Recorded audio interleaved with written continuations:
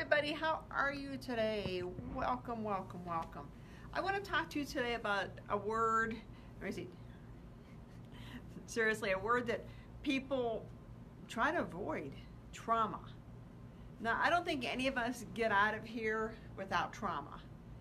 If you're living on earth as a human being, you're going to experience trauma. It could be the trauma of abuse, it could be the trauma of the passing of your beloved grandmother, your nana, your papa. It could be, the trauma of divorce. It could be trauma from childhood. And that's, you go through school and we talk about childhood imprints, and people say things to you that hurt your feelings, but you take it to heart.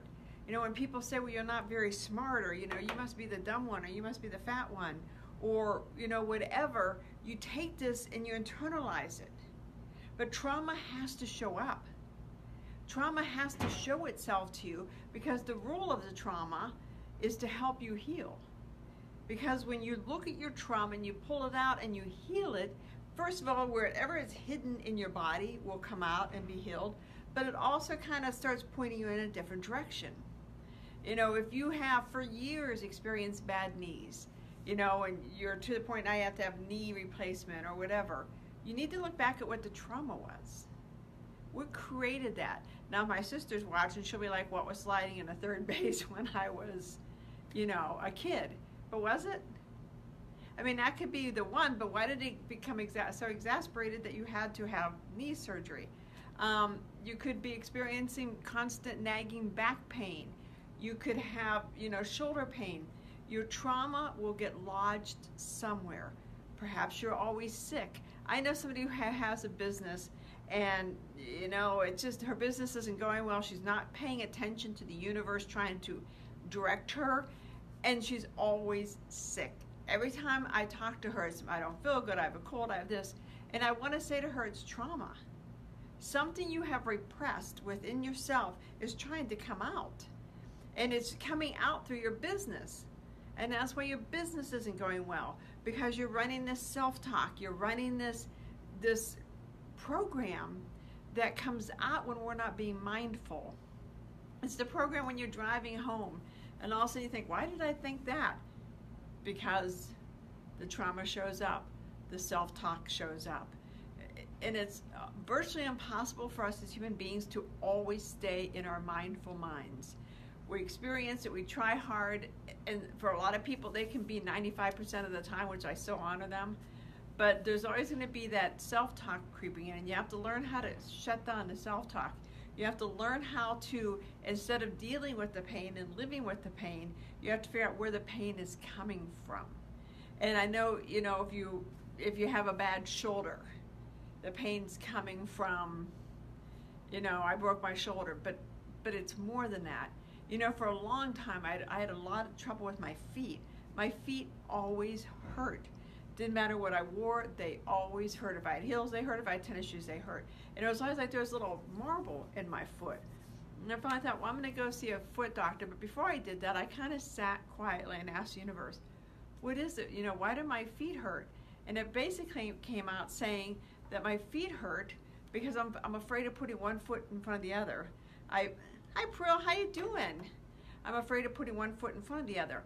I'm afraid to move forward out of fear. So once I realized that and was able to heal that, then my feet quit hurting.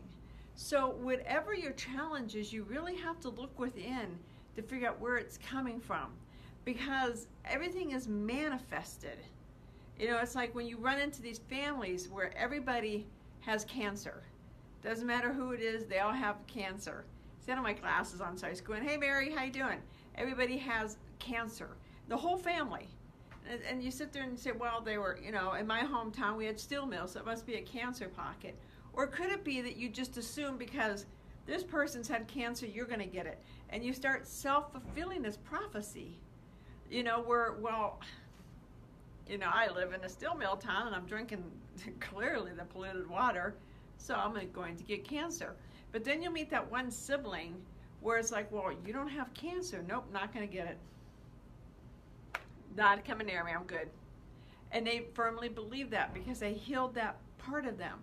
And it's constantly trying to figure out why something hurts. You know, if your shoulder, I broke my shoulder 100 years ago in a motorcycle accident. And every once in a while it'll start hurting. So I have to think, why does my shoulder hurt?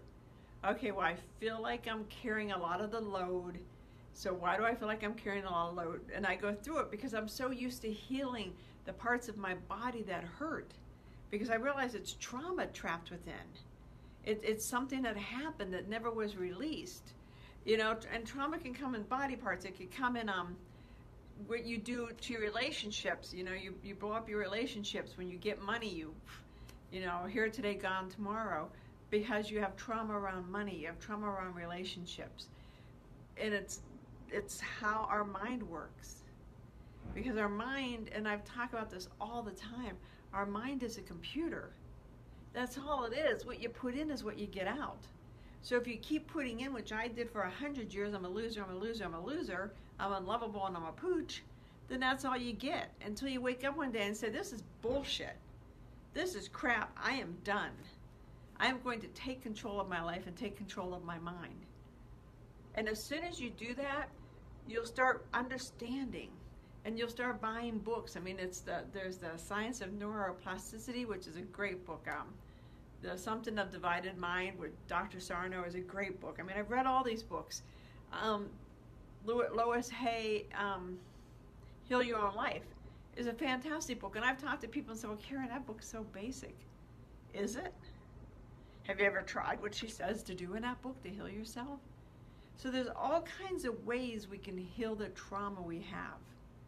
But until you take responsibility for healing it, until you say, I have got to own this trauma, it's going to be there for a long time, and you'll never really heal it. Hi, Kim.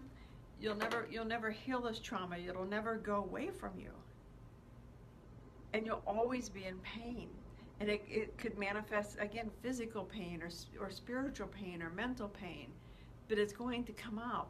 I mean, mine came out for years drinking. I drank way too much because I didn't want to deal with it. I didn't want to look at it and pull it out of the dark recesses of my within and look at it. But when you start looking at it, all of a sudden, the things that you used to do all the time, you stop doing. And you get to the point where it's, okay, I've healed this. Now it's up to me to share this. I need to teach other people how to share, how to heal this, or whatever issue you've dealt with. It's up to you. It's incumbent upon you to start sharing it with others to help them heal. So deal with your trauma.